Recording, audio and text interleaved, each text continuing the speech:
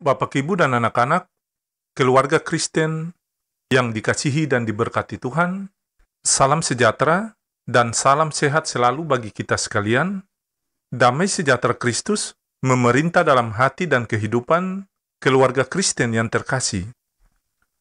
Keluarga yang diberkati Tuhan, mari kita berdoa sebelum membaca firman Tuhan. Ya Allah Tritunggal, firman yang hidup, kami hendak membaca firman-Mu. Kami mohon, terangilah hati dan pikiran kami dengan Roh-Mu yang kudus. Bantulah kami membuka hati, sehingga firman yang akan kami dengar dapat kami hayati dan imani dalam kehidupan kami. Amin.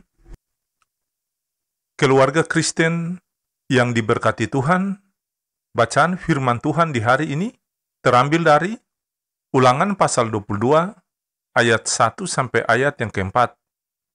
Apabila engkau melihat bahwa lembu atau domba saudaramu tersesat, janganlah engkau pura-pura tidak tahu, haruslah engkau benar-benar mengembalikannya kepada saudaramu itu.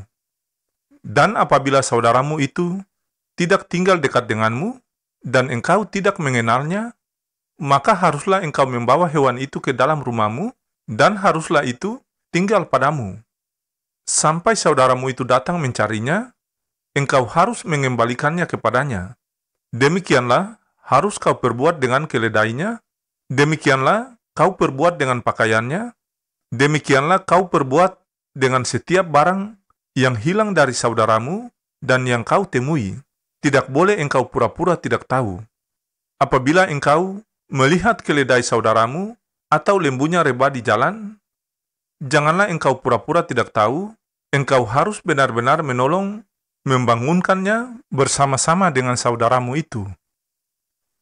Demikianlah sabda firman Tuhan di saat ini.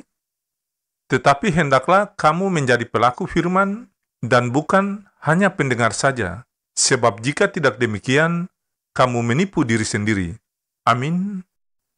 Bapak, Ibu, dan anak-anak, keluarga Kristen yang diberkati dan dikasihi Tuhan, santapan harian keluarga di saat ini berjudul Jangan Menahan Kebaikan. Keluarga yang diberkati dan dikasihi Tuhan, jangan menilai buku dari sampulnya. Ungkapan ini sangat pas untuk menggambarkan penampilan Mark.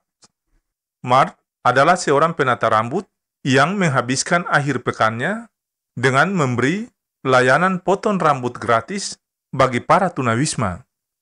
Kisah ini menjadi perbincangan hangat di dunia maya dan semua orang tersentuh dengan kebaikan hatinya. Dalam sehari, ia menargetkan 6 orang untuk dicukur atau dipotong rambutnya. Kegiatan ini ia lakukan sejak Mei 2012 ketika ia pergi ke Filipina. Di sana ia berjumpa dengan anak-anak miskin dan ia memulainya dengan memangkas rambut mereka secara gratis. Rasanya begitu menyenangkan, begitulah yang dirasakan Mark, menolong dengan sukacita. Keluarga Kristen yang dikasihi Tuhan, bacaan hari ini dilihat sebagai lampiran tentang hukum teokratis. Hukum itu mengingatkan bahwa Allah menghendaki hubungan antara sesama dipenuhi dengan kasih. Hukum kasih inilah yang merupakan prinsip hakiki yang dipakai dalam bidang kehidupan umat. Salah satu hukum itu ialah tolong-menolong. Keluarga yang diberkati Tuhan, firman Tuhan mengajarkan kita untuk terbuka menolong orang yang membutuhkan pertolongan. Jangan menutup mata kita untuk melakukan kebaikan. Selagi kita diberi kesempatan, talenta, dan waktu untuk berbuat baik, maka lakukanlah. Lakukanlah dengan kasih yang tidak pura-pura. Lakukanlah karena kita sadar bahwa Tuhan tidak pernah menahan kebaikan untuk menolong kita. Ajarilah kami ya Tuhan untuk hidup saling menolong.